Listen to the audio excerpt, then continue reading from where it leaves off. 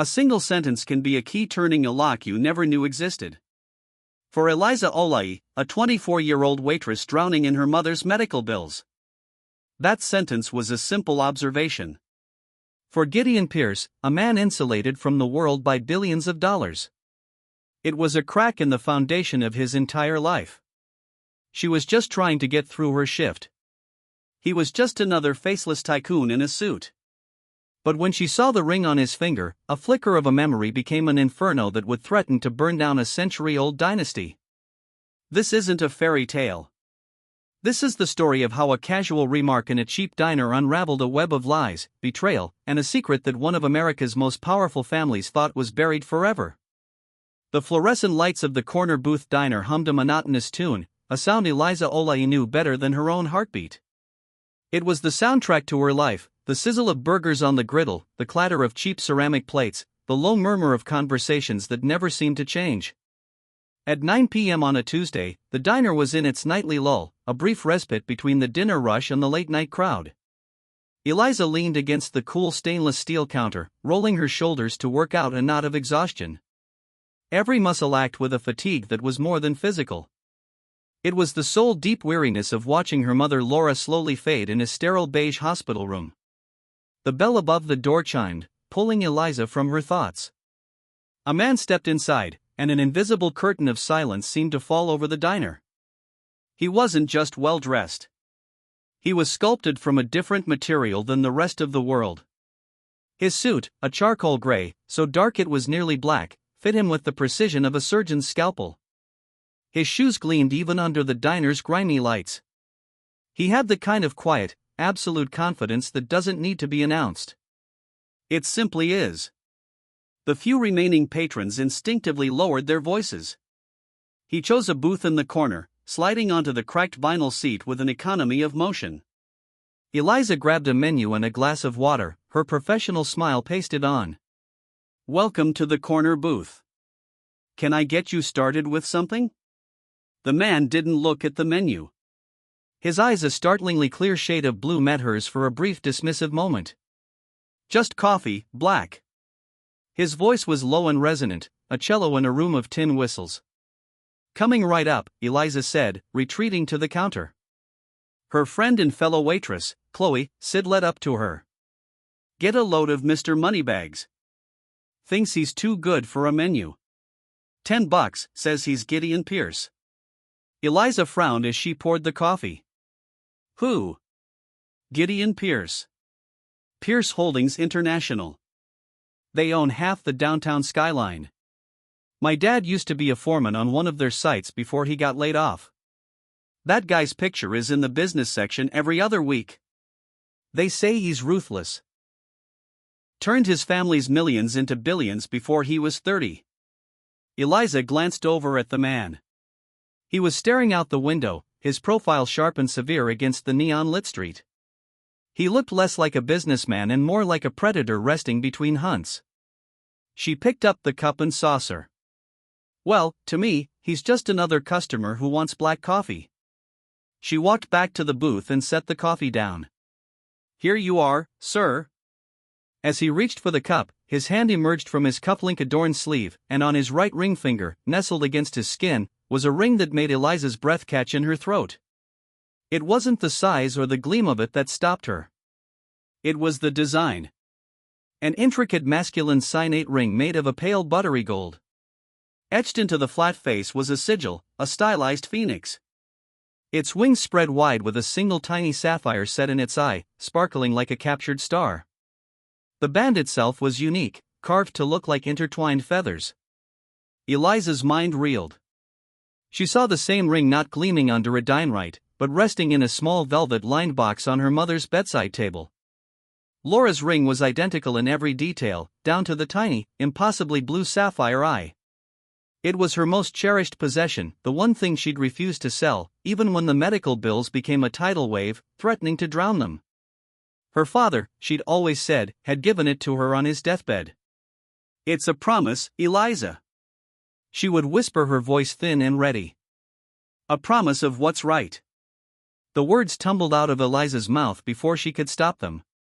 A quiet, stunned whisper. "Hi, sir. My mother has a ring just like yours." Gideon Pierce froze his hand, hovering over the coffee cup. He slowly retracted it, and his piercing blue eyes lifted to meet hers. The casual dismissal was gone, replaced by a sudden glacial intensity. He didn't speak. He simply stared, his gaze so sharp and analytical it felt like he was dissecting her, searching for the punchline to a joke she wasn't telling. "Excuse me," he finally said, his voice dropping an octave, becoming dangerously soft. Eliza's heart hammered against her ribs. She felt Chloe's worried stare from across the room. She should have just walked away, kept her mouth shut.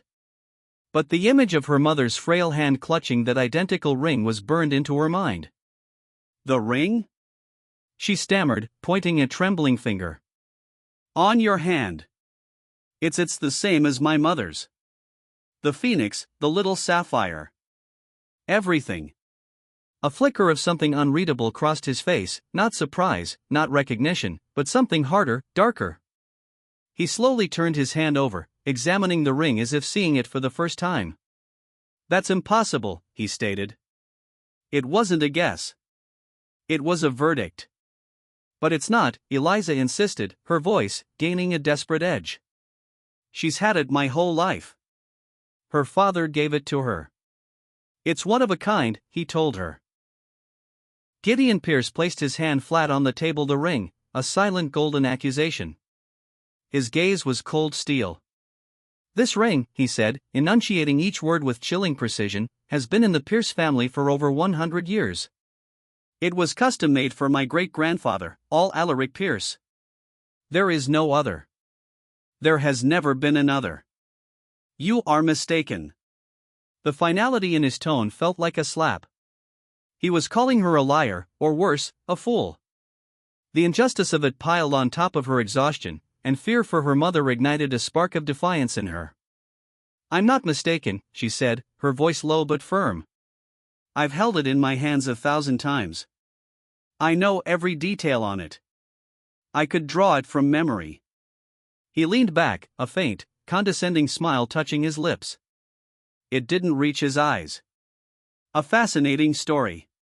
What is your name?" "Eliza. Eliza Olay." "Well, Miss Olay," he said, picking up his coffee cup and taking a slow, deliberate sip. "Your mother is either a liar or a thief. Because the only way she has a ring like this is if it's the one that was stolen from my family 50 years ago." He set the cup down with a soft click. The sound echoed in the sudden silence of Eliza's world. Stolen. The word hung in the air, thick and poisonous. Her mother, the gentlest, most honest person she knew, a thief. The accusation was so absurd, so vile, it was like being told the sun rose in the west. Gideon Pierce reached into his suit jacket, pulled out a slim leather wallet, and extracted 3 $100 bills, placing them on the table. It was more than she made in 2 shifts. "It was an insult, a dismissal for the coffee and your time," he said, his eyes already looking past her toward the door. He stood up, the power of his presence filling the small booth. He was already gone, moving on, leaving her in the wreckage of his words. As he walked toward the exit, Eliza found her voice. "She's not a thief." He paused at the door, his back to her. He didn't turn around, but his voice carried clearly across the quiet diner. "Then prove it." The bell chimed again, and he was gone, leaving Eliza standing in the middle of the corner booth, her heart pounding, the hum of the lights now sounding like a scream. The 3 crisp bills on the table felt like blood money. She hadn't just served coffee to a billionaire. She had stumbled into a story, his story. And in doing so, she realized with a cold dread she may have just destroyed her own. The drive to the hospital was a blur of traffic lights and the anxious thumping of her own heart. Gideon Pierce's words echoed in her head. A liar or a thief? It was preposterous. Laura Olay was a woman who would walk back into a store to return a few cents of extra change. The accusation was a poison dart, and Eliza felt its venom spreading through her. She found her mother sleeping, her face pale and sunken against the pristine white of the hospital pillow. The ever-present beep of the cardiac monitor was a fragile rhythmic reassurance. On the small bedside table next to a glass of water and a well-worn book of poetry sat the small, dark blue velvet box. With trembling hands, Eliza picked it up. The velvet was worn smooth in places. She opened the lid. There it was, the pale gold ring catching the low light from the hallway, the phoenix with its proud spread wings, and the eye a tiny sapphire that seemed to hold a universe of secrets. It was identical. There was no question. "Eliza, honey, is that you?" Laura's voice was weak, raspy. Eliza quickly shut the box and turned, forcing a smile. "Hey, Mom. I didn't mean to wake you. You're late, rough shift." Laura's eyes, though clouded with illness, were still sharp, still full of a fierce love that had been Eliza's anchor her entire life. The usual. Eliza couldn't bring herself to tell the truth. How could she voice such a monstrous accusation to this frail woman? "How are you feeling?" "Like I've been run over by a very slow, very expensive truck," Laura said with a weak smile. The doctors were in. More talk of options. "It all sounds the same." She shifted in the bed, wincing, and her eyes fell on the box in Eliza's hand. Her expression changed. The weariness was replaced by a familiar, guarded look. "You were looking at the ring." Eliza hesitated. "I was just thinking about it, about Dad." Laura's hand, thin and crisscrossed with blue veins, reached out and she patted the mattress beside her. Eliza sat down. "Your grandfather," Laura corrected gently, as she always did. "It was my father who gave it to me. Not yours." Eliza's father had been a good man, a mechanic who died in a workshop accident when she was 10, leaving behind nothing but debts and happy memories. The ring predated him. "Right, Granddad," Eliza said, her mind racing. "Mom, tell me about him again." "About the ring?" Laura's gaze drifted to the window, to the dark sky outside. "There's not much to tell that you haven't heard. My father Owen was a quiet man, a brilliant man, an engineer. He worked for a big corporation back east. He said the ring was payment for a promise. A promise that was broken by powerful men." "What kind of promise?" Eliza pressed, trying to keep her voice casual. "He never said, only that it was about recognizing what was right. He made me swear to never sell it, to keep it safe. He said, one day it might be the only proof we have." "Proof of what?" A flicker of fear, real and raw, crossed Laura's face. She looked at Eliza, her eyes pleading. "Leave it be, Eliza. It's an old story. A sad story. It has nothing to do with us anymore. Some doors are best left closed." "But Mom, what if someone else has a reason to open that door?" The words were out before she could stop them. Laura's grip on her hand tightened. "What do you mean? What happened?" Eliza saw the spike on the heart monitor and cursed herself. "Nothing. It's nothing. Just a stupid thing at work." She couldn't burden her mother with this. Not now. She needed to protect her. But the seed of doubt had been planted. A promise that was broken by powerful men. Who were they? And what did any of it have to do with Gideon Pierce? Miles away in a penthouse apartment that seemed to float above the city, Gideon Pierce stood before a floor-to-ceiling window. The city lights spread out below him like a carpet of scattered diamonds. He held a glass of scotch. The amber liquid untouched. He hadn't been able to shake the encounter at the diner. The girl, Eliza Olay, her wide, honest eyes, her absolute certainty. "My mother has a ring just like yours." It was ludicrous. And yet he walked over to a heavy mahogany desk and switched on a green-shaded lamp. From a locked drawer he retrieved a leather-bound folio. The Pierce Family Archives. It was a curated, sanitized history, of course, but it was all he had. He opened it to the section on family heirlooms. There on a yellowed page was a photograph of the ring. His ring. The description was clear. The Phoenix Signant, commissioned in 1922 by Alaric Pierce. Forged by artisan Michel Dubois of Paris. Unique design, symbol of the Pierce family's rebirth from the ashes of the 1921 financial panic. Sole ownership passed down to the male heir of each generation. His father had given him the ring on his 21st birthday. "It represents our resilience, Gideon," he'd said, his voice thick with pride. "We always rise. Never forget that."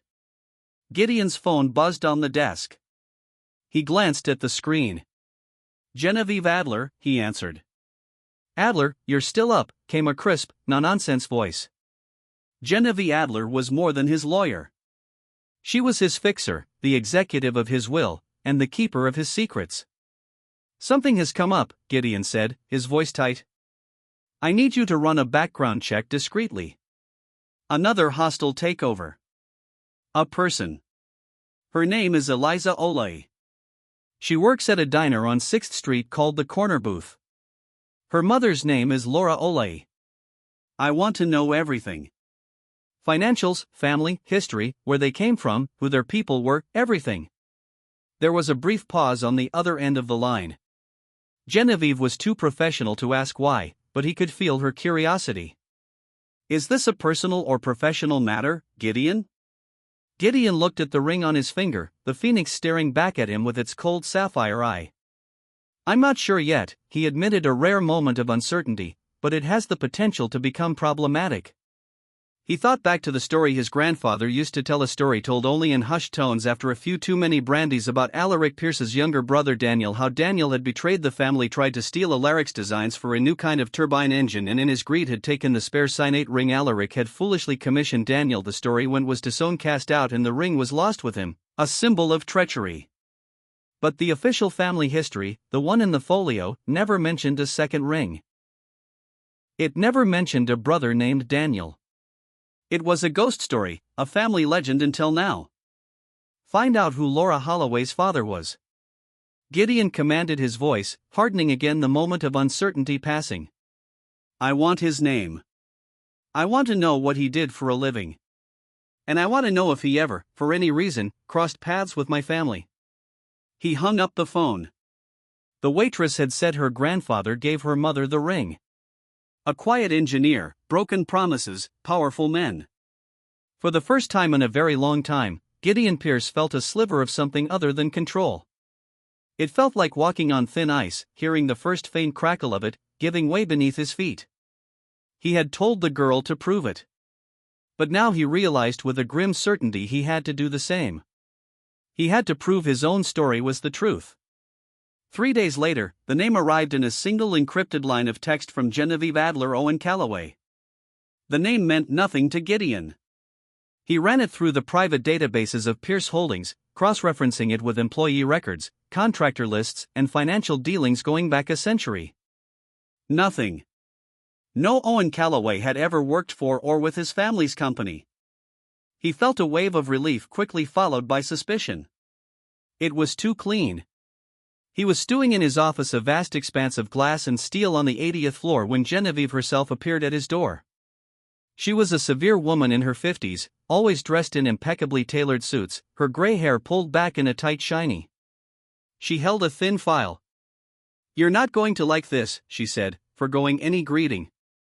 She placed the file on his desk. Gideon opened it. Inside were public records, a birth certificate for Laura Ann Calloway, born in Wilmington, Delaware. Father Owen Calloway, Mother Helen Calloway, and then another document, a patent application from 1968. Inventor Owen Calloway, invention, a novel gearing system for high-torque industrial turbines. A SNE of patent none. Application withdrawn. Gideon's blood ran cold. He recognized the schematic. It was a primitive but unmistakable precursor to the Pierce Mark III turbine, the very invention that had catapulted his grandfather's company from a regional player into a global powerhouse in the early 70s. The invention credited solely to his grandfather, William Pierce. The application was withdrawn on October 12, 1968. Genevieve said, her voice flat. According to banking records I accessed on October 14, 1968, Owen Calloway made a one-time cash deposit of $50,000 into his savings account, a significant sum for an engineer at the time. He quit his job a week later, moved his family, and never worked in engineering again. He died of a heart attack 6 years later at the age of 42. The pieces clicked into place with sickening clarity. A non-disclosure agreement, a cash payoff, a brilliant idea bought and buried under the Pierce name. So he was bought off. Gideon said, the words tasting like ash. My grandfather stole his invention and paid him to keep quiet. It appears that way. Genevieve confirmed. The $50,000 was likely positioned as a consulting fee to keep it legal. There's no paper trail linking it directly to the patent. Of course, your grandfather was meticulous. And the ring? Gideon asked, looking at his own hand. That, Genevieve said, is where it gets strange. I found the jeweler who bought the assets of Dubois Ace of Paris. The records are ancient, but their ledgers were like your grandfather, meticulous. In 1922, Alaric Pierce commissioned 2 identical Phoenix Signate rings. He paid for both. There's a note in the margin in the artisan's hand. She slid a translated copy across the desk. It read, one for the builder, one for the dreamer. May they fly together. 2 rings. The family ghost story wasn't a story. It was true. His great-uncle Daniel existed. So Calloway didn't steal the ring, Gideon murmured, thinking aloud. Daniel Pierce, the disowned brother, must have given it to him. But why? As a thank you, a token for a friend, or something more? The puzzle was no longer about a simple diner waitress. It was about the very bedrock of his family's legacy. It was built not just on resilience, but on a lie. The knowledge was a corrosive acid in his gut. He had to speak to her again. Eliza was wiping down the counter at the end of another grueling shift when the bell on the door chimed. Her heart sank. It was him. Gideon Pierce didn't enter the diner this time. He stood in the doorway, the city lights framing him like a dark halo. He was dressed more casually in dark trousers and a cashmere sweater, but he still radiated an unapproachable aura of power. "M. Holloway," he said, his voice quiet but carrying. "I need to speak with you." Chloe shot her a nervous look. "Eliza, you don't have to." But Eliza knew she did. She untied her apron and hung it on its hook. "It's okay. I'll be right back." She stepped out into the cool night air. The street was loud with the sounds of the city, a stark contrast to the tense silence that fell between them. "Your mother's father?" Gideon began, getting straight to the point. His name was Owen Calloway. It wasn't a question. Eliza flinched. How did he know that? Yes. What of it? He was an engineer. In 1968, he filed a patent for a turbine gear system. Gideon watched her face, carefully gauging her reaction. Eliza's mind went blank. She knew her grandfather was an engineer, but the details were a fog. Her mother never spoke of his work, only of his sadness. "I don't know anything about that," she said honestly. "I think you do." Gideon countered, his voice sharp with impatience. "Or your mother does." "My grandfather, William Pierce, launched a turbine based on an identical design a few years later. It made my family a fortune." Calloway withdrew his patent and accepted a cash payment. "This isn't about a stolen ring anymore, is it, Ms. Olai? This is about a shakedown. Is that your plan? Use this old story to leverage a payday for your mother's medical bills." The accusation was so cynical, so cruel, it knocked the air from her lungs. Tears of pure rage and frustration sprang to her eyes. "How dare you," she whispered, her voice shaking. "You stand there in your thousand sweater looking down on us. My mother is fighting for her life. You think this is about money? This is about her honor. The honor of a man you just admitted your family probably robbed." For the first time, Gideon looked taken back. He saw not a schemer, but a daughter pushed to her breaking point. "My grandfather told my mother that ring was proof." Eliza continued, her voice rising. "Proof that he was wronged. He didn't take a payoff. He was threatened. Forced to sign away his life's work to protect his family from men like your grandfather." That money wasn't a payment. It was hush money to ensure he never spoke of it again. She was channeling her mother's long-held, unspoken pain. The words felt true, solid, righteous. Gideon was silent for a long moment, the sounds of the city rushing in to fill the space between them. His own certainty was eroding, replaced by the disking possibility that the waitress's version of the story, a tale of threats and coercion, was closer to the truth than the sanitized version of a simple business transaction he had constructed. "There were 2 rings," he said, his voice losing its hard edge. "My great-grandfather had 2 made, one for him and one for his brother Daniel. The family story is that Daniel was a traitor who was cast out." He looked at her, his blue eyes searching her face. "Was your grandfather friends with a man named Daniel Pierce?" Eliza stared at him, bewildered. "Daniel Pierce? I've never heard that name in my life." They were at an impasse.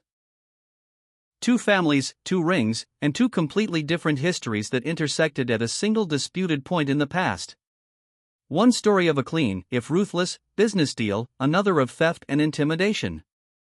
And at the center of it all, a ghost named Daniel Pierce and a ring that was supposed to be a promise.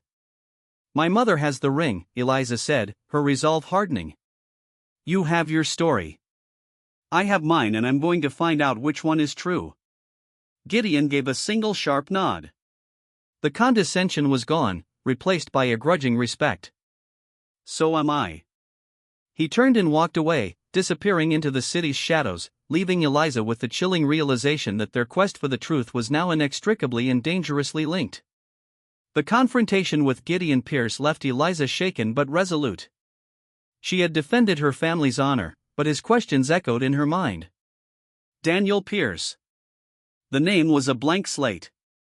She returned to the hospital the next day with a new sense of urgency.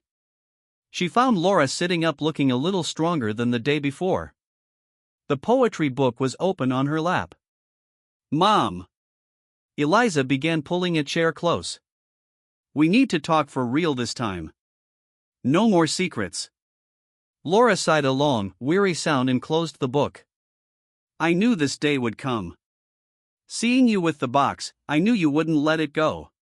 She looked at her daughter, her eyes full of a deep ancient sorrow. "What did he say to you?" "He?" Eliza asked, feigning ignorance. "Don't play coy, Eliza," the man from the diner.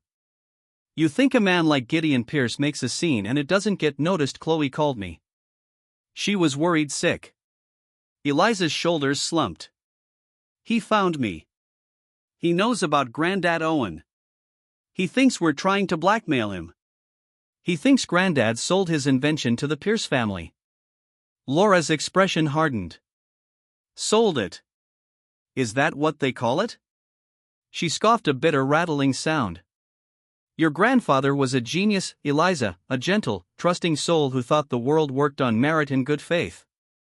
He was working at a large firm, a competitor to Pierce Industries at the time. He developed his turbine gearing system on his own time. It was his masterpiece."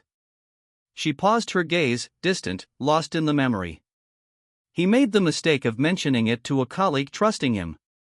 That colleague left the company 2 months later for a senior position at Pierce Industries. 6 months after that, your grandfather received a visit from 2 men.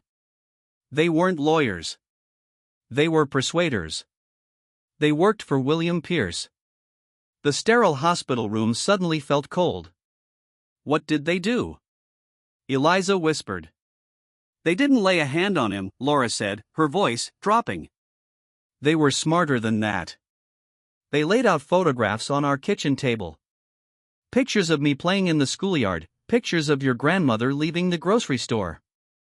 They told him what a beautiful family he had. And they told him it would be a shame if something were to happen to them. Then they put a stack of papers in front of him. A non-disclosure agreement and a contract assigning all rights to his invention to a shell corporation owned by Pierce Industries and an envelope full of cash." The story was uglier than Eliza could have imagined. This wasn't business. It was gangster tactics. "He signed everything," Laura continued, her voice trembling. "What choice did he have?" "He took the money because refusing it would have been an act of defiance, and he was too scared to defy them. We moved a week later. He was a broken man, Eliza. They didn't just steal his work, they stole his soul. He died 6 years later. But the truth is, they killed him that day in our kitchen. Tears streamed down Eliza's face. She finally understood the deep well of sadness in her mother, the fear behind her warnings. But the ring, Mom, Eliza pressed gently. Where does the ring come into it? Who is Daniel Pierce?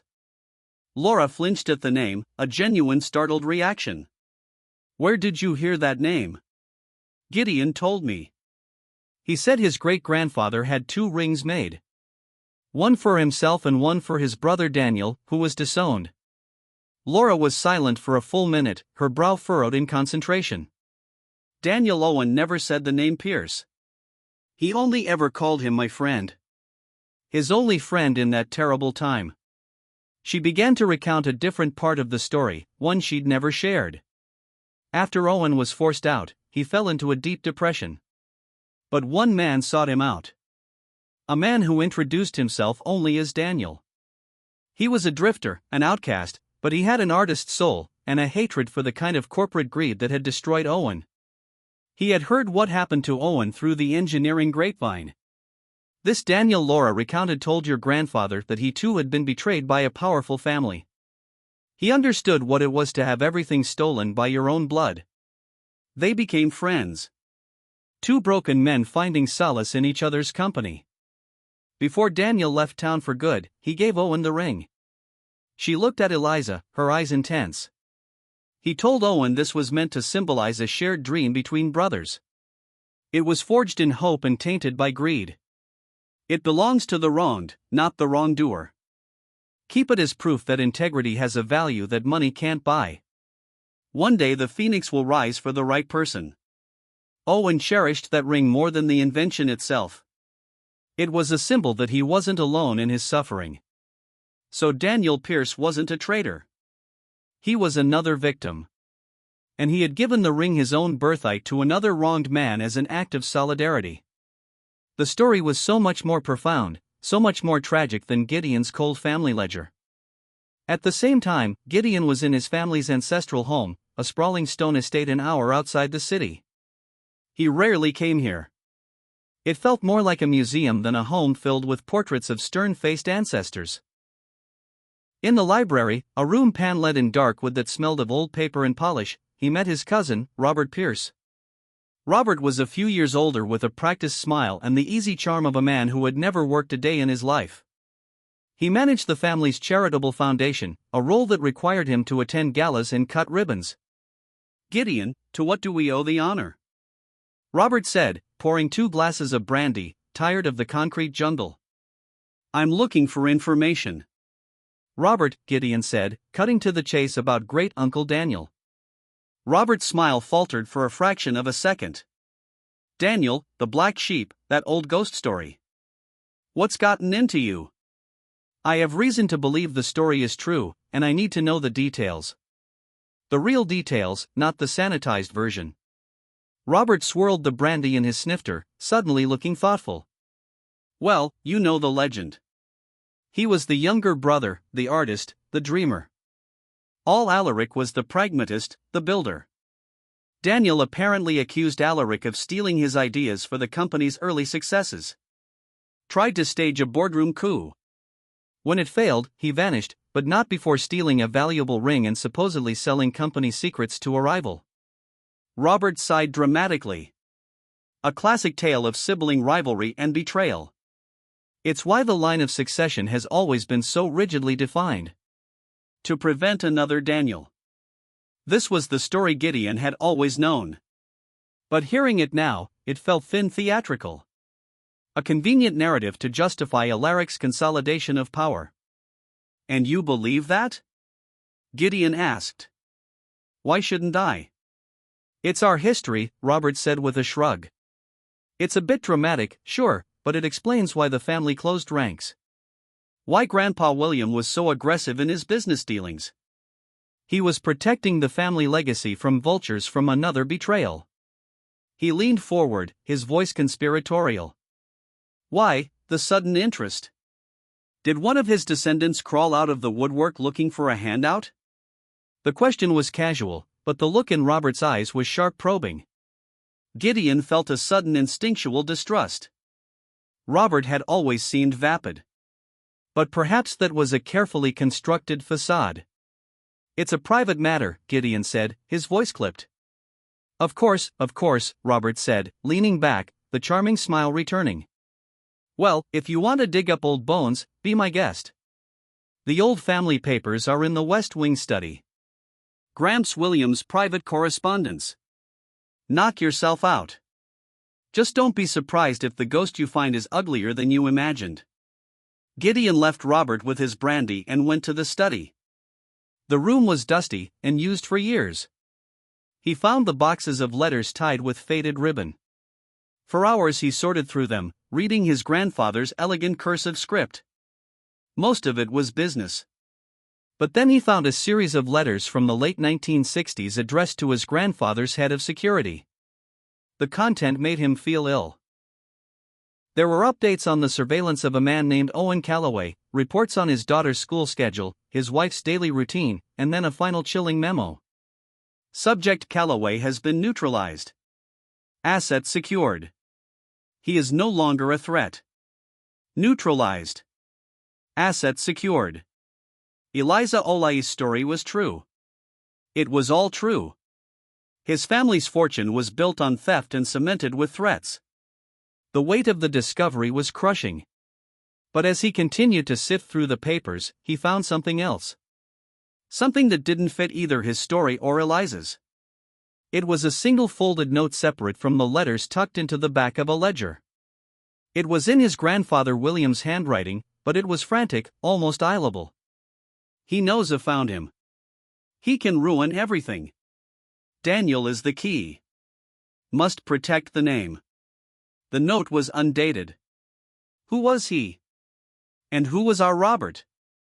It seemed too convenient. And what did it mean? Daniel is the key. Daniel was supposed to be a ghost, a long-vanished traitor. But this note, written decades after Daniel's disappearance, spoke of him as a present active threat. Gideon stood in the dusty silent study, holding two conflicting testaments. In one hand, the sordid truth of his grandfather's crime against Owen Calloway. In the other, a cryptic note that suggested a deeper, more complex conspiracy was at play. The story was no longer just about his grandfather and Eliza's.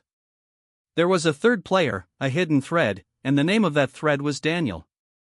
The discovery of his grandfather's note threw Gideon into a state of focused obsession. He knows RH found him. Daniel is the key. It was a cipher. And Gideon knew he couldn't crack it alone.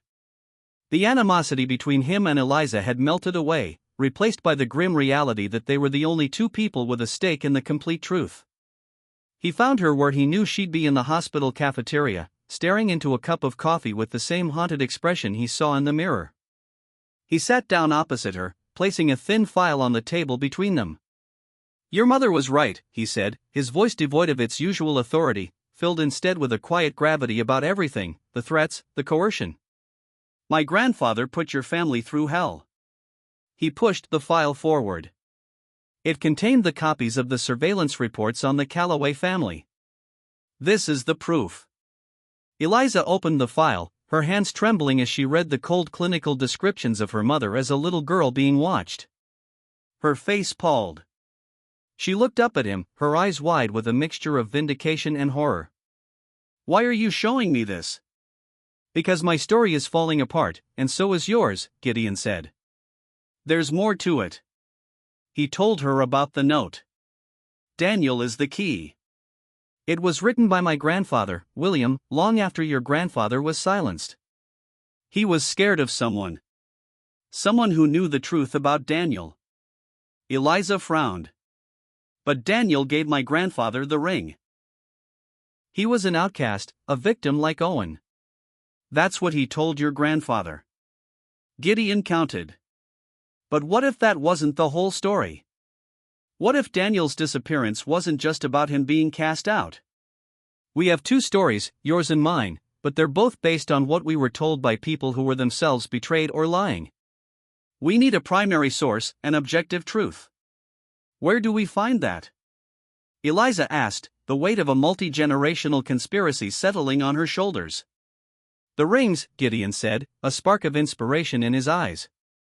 They're the one constant. They're the origin point. My great-grandfather Alaric commissioned them from a Parisian artisan, Michel Dubois. The business is gone, but I found the firm that acquired its assets and, more importantly, its records, the ledgers in Paris. Eliza's heart sank. That was a world away. I had the relevant pages scanned and sent over this morning, Gideon said, tapping his phone. The high-resolution images are waiting in my office. I need another set of eyes. Your eyes. You know your ring better than anyone. An hour later, Eliza found herself in a place she could never have imagined. Gideon Pierce's office on the 80th floor. The silence was absolute. The view of the city breathtaking. On a massive screen that covered one wall was a high-resolution image of a page from an old leather-bound ledger. The script was elegant spidery French. A translated transcript scrolled beside it. They pored over the entry for all Alaric Pierce's 1922 commission. As Genevieve had discovered, it listed two identical rings. But as they zoomed in on the artisan's original French notes, Eliza saw something the translator had missed. The translator's note read, one for the builder, one for the dreamer. But the original French was more specific. Eliza had taken 4 years of French in high school. And while she was rusty, one phrase jumped out at her. Guardian. That's not dreamer. Eliza said, slowly pointing at the screen. Guardian diem. It means guardian of the soul. Gideon zoomed in, reading the phrase. Guardian of the soul. He repeated the words, feeling heavy and significant. A builder of an empire and a guardian of its soul. It wasn't a rivalry. It was meant to be a partnership, a balance. This changed everything. All Alaric and Daniel weren't meant to be competitors. They were meant to be two halves of a whole. The story of Daniel's betrayal was a complete fabrication. As they scanned further down the page, Gideon noticed a small annotation next to the entry, added in a different hand and with different ink. It was dated 1945. What's this? He murmured, enlarging the note. The French was spidery and difficult to read. Risa Daniel Pierce. The note began. Received a letter from Mr. Daniel Pierce. Gideon translated haltingly. He asks for a modification to the second ring to the inside of the band. He is no longer a Pierce. He is something else. Gideon and Eliza exchanged a look. No longer a Pierce, Eliza whispered. He changed his name, Gideon realized. When he was cast out, he abandoned the family name entirely. The note continued, Irel Owen. He asked me to inscribe a name. Gideon read his voice, catching the name Owen. Eliza gasped, her hand flying to her mouth. Owen, my grandfather's name. But this was in 1945. My grandfather wouldn't have met Daniel for another 20 years. It's not your grandfather's name, Gideon said, a sudden shocking realization dawning on him. He typed furiously on his keyboard, pulling up his family's genealogy records, going back further than he ever had before. His fingers flew, his mind racing. He found his great-grandfather Alaric Pierce, then his great-grandmother, Beatrice, and then he found her family tree. Her maiden name was Beaumont. And her father, Alaric's father-in-law, his name was Owen Beaumont, a wealthy shipping magnate who had bankrolled Alaric's early ventures, who had died in 1944. The truth hit them both like a physical blow. The inscription wasn't for Eliza's grandfather. It was a memorial. The ring, Eliza breathed, piecing it together. The ring wasn't for two brothers to share. It was for a father and son. Alaric Pierce and his son, William, my grandfather. No, Gideon said, his eyes wide with the horrifying clarity of the truth. Alaric didn't have a son named William in 1922. His son William was born in 1925. In 1922, Alaric Pierce had one child, a son born in 1905, his firstborn son. He clicked one last time, and a black and white photograph filled the screen. It was a formal portrait of two young men, both handsome and proud. One was clearly a young Alaric Pierce. The other, the dreamer, the guardian of the soul, was his brother. Underneath the photograph was the caption, Alaric and Daniel Pierce, 1921. And beneath that, in the official genealogical record, was the final devastating piece of the puzzle. The entry for Daniel Pierce listed his full name, Daniel Owen Pierce. Daniel was the Owen the ring was inscribed for. It wasn't a memorial to his father-in-law. He was reclaiming his middle name, the only part of his identity his brother couldn't take from him. The twist was so profound, so complete that the room fell silent. The entire family history was a lie. Daniel wasn't the younger brother. Based on his birth year, he was the older brother. He should have been the heir. Alaric was the younger son, the builder. And William Pierce Gideon's grandfather wasn't Alaric's only son. He was the second son. Daniel was Alaric's firstborn. No, wait. Gideon looked at the birth dates again. Daniel, born 1905. William, born 1925. That couldn't be right. They weren't brothers. Alaric and Daniel were brothers. But William wasn't Daniel's brother. He was his nephew. The story they'd been chasing was wrong. The players were wrong. Eliza's grandfather hadn't met a random outcast. He had met Daniel Owen Pierce, the true disinherited heir to the Pierce fortune, and Daniel hadn't given him a token of solidarity. He had given him the ring, his own ring, inscribed with his own name for safekeeping. It was a piece of evidence, a dormant claim to an empire. And William Pierce Gideon's grandfather hadn't just stolen an invention from Owen Callaway. He had done it to suppress a man who had been in contact with the one person on earth who could challenge his own father's and therefore his own legitimacy, his uncle Daniel Pierce. The note he knows. Ah, found him. Daniel is the key. Snapped into focus. He was Owen Callaway. Or was likely Robert's father or grandfather, another part of the conspiracy. And Daniel was the key because his existence and his connection to Callaway threatened to unravel the foundational lie upon which William Pierce's entire life and fortune were built. They hadn't just silenced an inventor. They were silencing a witness. The truth pieced together from the artisan's ledger was more corrupt than they had ever imagined. Daniel Owen Pierce, the rightful heir, had been systematically erased from history. Gideon's grandfather, William, had silenced Owen Callaway, not over a simple invention, but to bury the foundational lie of their family's power. It became terrifyingly clear that Gideon's cousin, Robert, knew this dirty secret and was positioning himself to use it as a weapon in a corporate power play. There was only one place to force a reckoning, the annual Pierce Foundation Charity Gala, Robert's personal stage. For Eliza, her mother's presence was non-negotiable. This fight was no longer just about uncovering the truth. It was about delivering justice. And for that to happen, the victim's voice had to be heard. The grand ballroom glittered with false brilliance, a perfect setting for the unmasking. Robert was in his element, the charming, benevolent host. That was until he saw Gideon and Eliza cutting a path directly toward him. His practiced smile became a brittle facade. Robert Gideon began, his voice low and cold, cutting through the pleasantries. The games are over.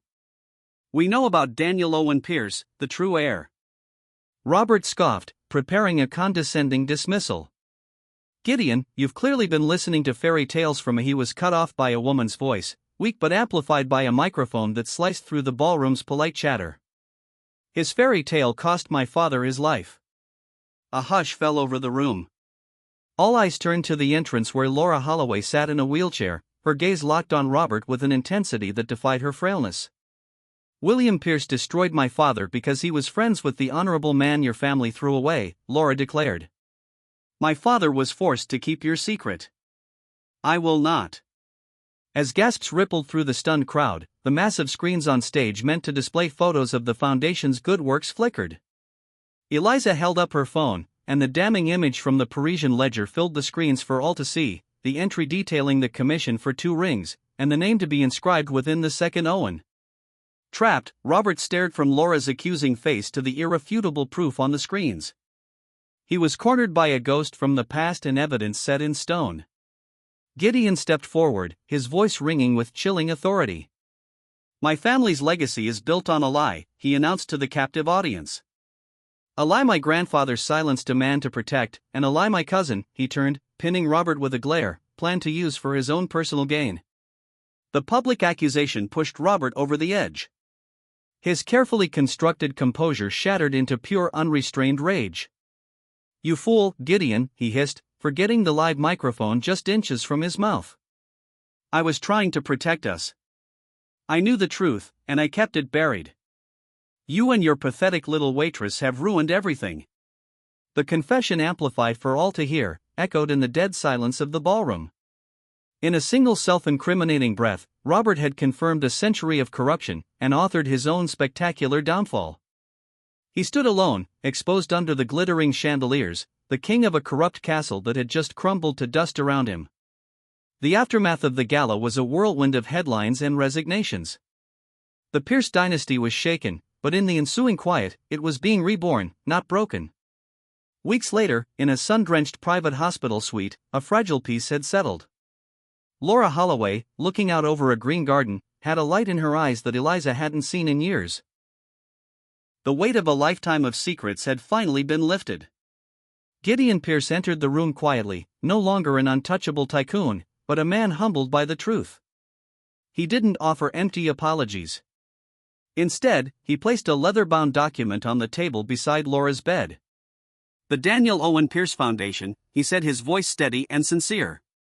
"It will exist to fund the independent inventors and artists my family tried to crush.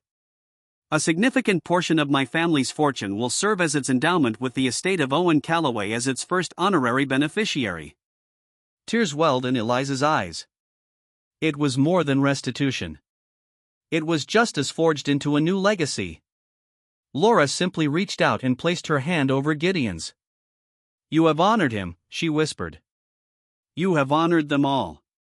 Gideon then looked at Eliza, pulling his own phoenix ring from his finger and placing it next to the one that had started it all. The 2 rings, twin flames of pale gold, lay side by side, finally reunited. "One for the builder, one for the guardian," he said, his gaze locking with hers. "I can rebuild the company, but it has been missing its soul for a century. Help me bring it back, Eliza." It was an offer not of money or power, but of purpose. Looking at the 2 ring symbols of a promise finally kept, Eliza saw a clear path forward.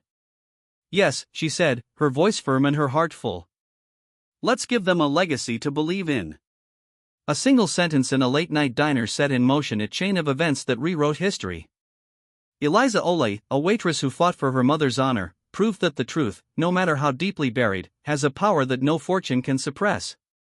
And Gideon Pierce, a billionaire trapped in a gilded cage of lies, discovered that true wealth isn't about what you inherit, but about the integrity you choose to build. Their story reminds us that every family has its secrets and that it sometimes takes the courage of an outsider to bring the truth to light, allowing the phoenix to finally rise from the ashes. If this story of truth, justice, and the incredible power of one person's voice moved you, please give this video a like and share it with someone who appreciates a story that's more than just fiction. Don't forget to subscribe to our channel for more true life dramas that will stay with you long after the screen goes dark. Click that notification bell so you never miss an upload. Thank you for listening.